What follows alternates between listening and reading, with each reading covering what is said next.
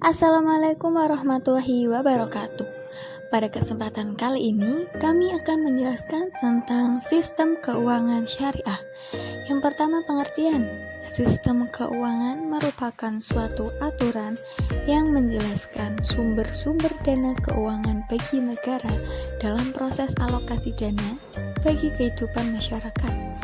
Sedangkan keuangan syariah merupakan sebuah sistem yang bersumber dari Al-Quran dan Sunnah serta dari penafsiran para ulama terhadap sumber-sumber wahyu tersebut.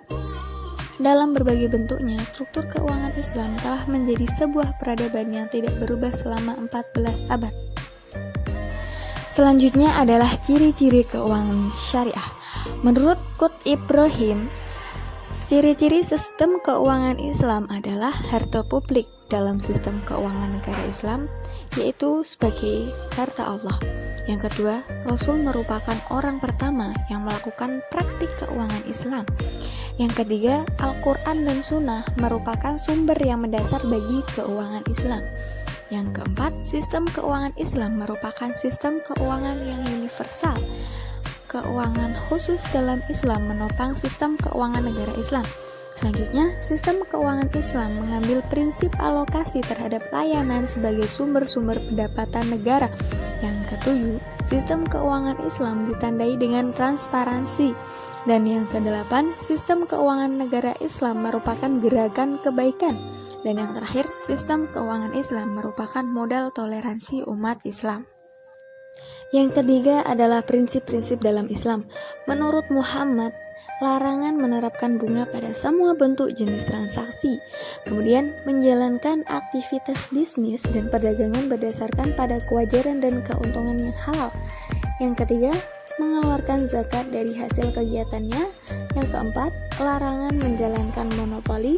Dan yang terakhir, bekerja sama dalam membangun masyarakat melalui aktivitas bisnis dan perdagangan yang tidak dilarang oleh Islam. Selanjutnya yaitu karakteristik sistem keuangan Islam. Yang pertama, nilai ketuhanan. Menurut Yusuf Qaradawi, ekonomi Islam adalah ekonomi yang bercirikan ketuhanan.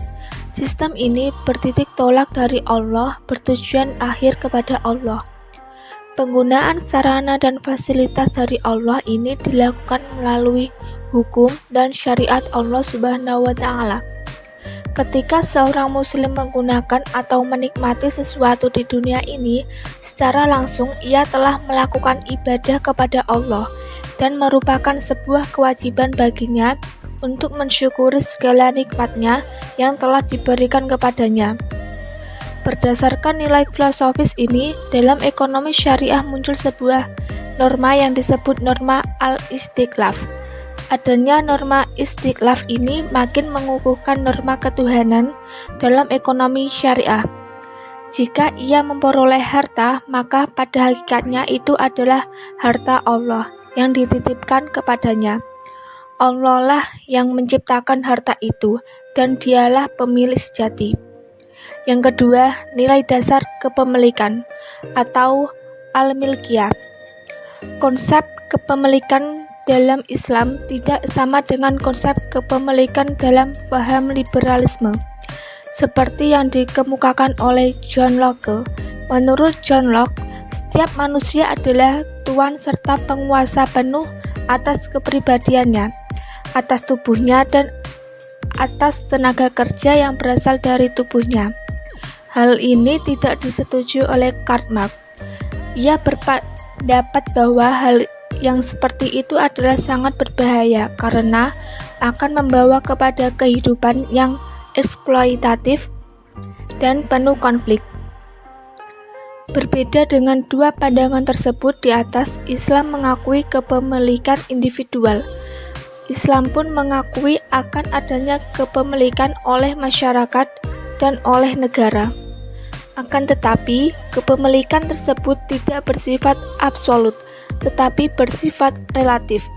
Artinya bahwa kepemilikan yang ada pada seseorang atau masyarakat atau negara tersebut bukanlah sepenuhnya milik dan hasil dari usaha mereka. Akan tetapi, semua itu merupakan amanat dan titipan dari Allah Subhanahu wa Ta'ala. Yang ketiga, keseimbangan.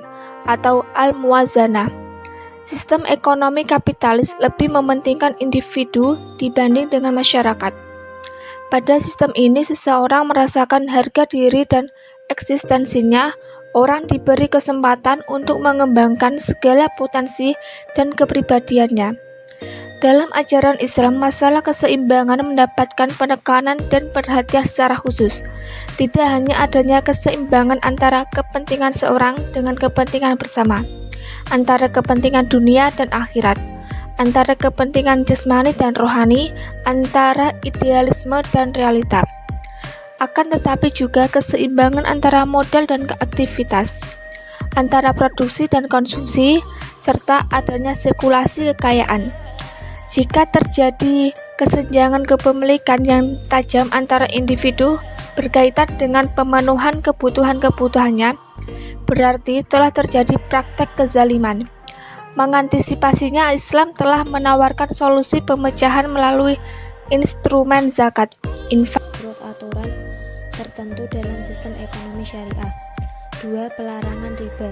Secara harfiah, riba adalah bertambah atau mengembang.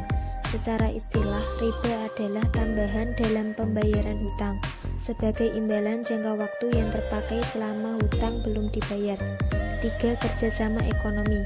Kerjasama ekonomi merupakan watak masyarakat ekonomi menurut ajaran Islam.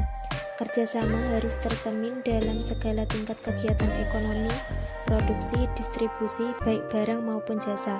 Bentuk kerjasama tersebut diantaranya muzaroah dan munasyakoh dalam bidang pertanian, mudorobah dan musyarakah dalam bidang perdagangan. 4. Jaminan sosial. Di dalam Al-Quran banyak dijumpai ajaran yang menjamin tingkat dan kualitas hidup minimum bagi seluruh masyarakat. 5. Pelarangan terhadap praktek-praktek usaha kotor. Ada beberapa praktek bisnis yang dilarang dalam Islam seperti praktek menimbun, tahfif, curang dalam timbangan, tidak jujur. 6. Peranan negara. Untuk tegaknya tujuan dan nilai-nilai sistem ekonomi syariah, di atas diperlukan power atau peranan negara terutama dalam aspek hukum, perencanaan, dan pengawasan alokasi